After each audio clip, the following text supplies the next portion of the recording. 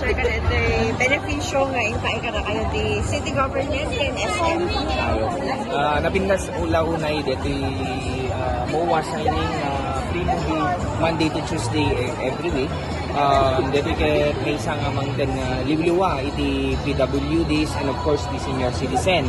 Aside from DJ Quada, DJ Rangkap, di PWD sa mutay nga dadagsinin da di Giant. At ito yung aliwliw ang free movies di Monday and Tuesday. So biyaman kami ni Honorable Michael Marcos Kion, Vice Mayor Carlos Cariñas, kaya ni Sir Michael Cariñas sa isunat talaga ng nipos di PWD. So dakil nga pa nagdato nga pangliwliwa iti PWD. Kasi lang kita ba niya sa dapat sir at the per barangay or mapili? Yes ma'am, as of now naibagakan niya is 100 slots per day. So Monday 100 and Tuesday is 100.